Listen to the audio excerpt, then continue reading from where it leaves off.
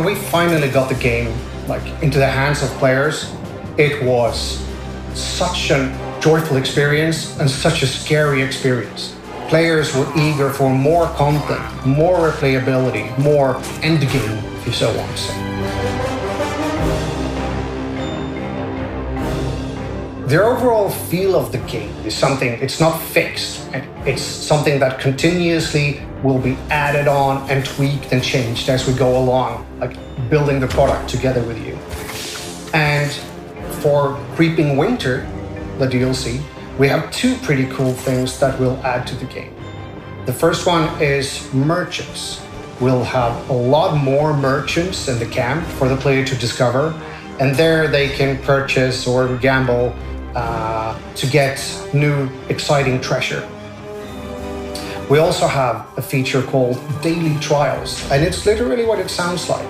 It's a daily challenge to the player to try to complete the level with totally new game mechanics every day.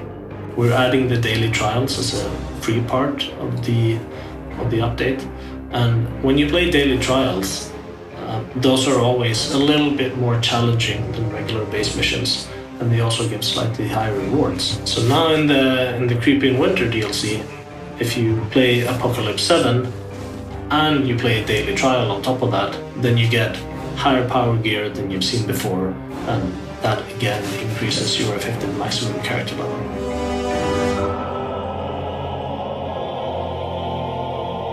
It's really important to offer both paid and free DLC content to everyone. The paid content is, think of it as a bite-sized chunk of a biome. It has a narrative, a little story, it has new exciting mobs, and a lot of carefully designed and hidden secrets for you to discover, etc. We also want to have, for the base game, for everyone, lots of continuous free updates that just makes the game better and better over time. So we will have things like an endgame content and endgame features, where players who want more of a challenge and want to tickle the treasure collection fancy a bit more, they will have lots of stuff to look forward to. Also, how can we experience the content and the levels in a different way? That's something we want everyone to be able to join in.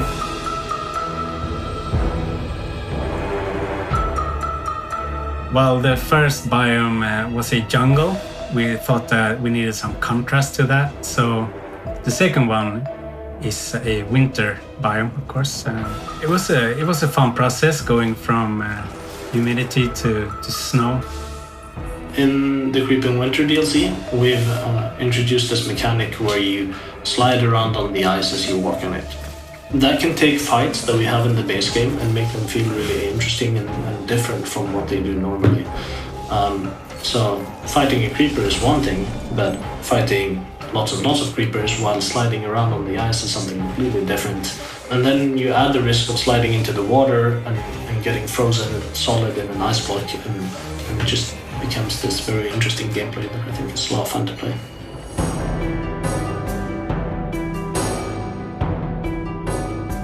In the paid DLC with the Creeping Winter, there's both melee, armor, ranged, and an artifact that you can find that are exclusive to that DLC. The artifact, which is an ice wand, I think is especially interesting because it ties into a new mob that we have in the DLC called the Iceology, which attacks by summoning a giant floating block of ice above the player, and then it kind of slams down on them, dealing damage, pushing things back and stunning them. We wanted a mob that was dangerous to the player, kind of regardless of position.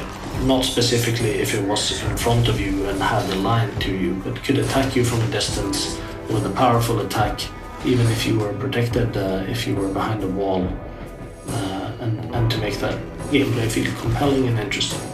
And another new mob for Creeping Winter DLC is the Icy Creeper.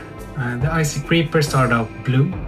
When we experimented, we wanted to fit the overall wintry biome, but it quickly turned green again because we didn't want to change an iconic mob like that. But we added some snow particles around it, and the explosion is totally different. So why didn't we ship with all of this stuff? Well, obviously, it wasn't done. At any given point in time, you need to decide, now is the time where we want to release the game. And then we can start actually adding to it and building it together with the community.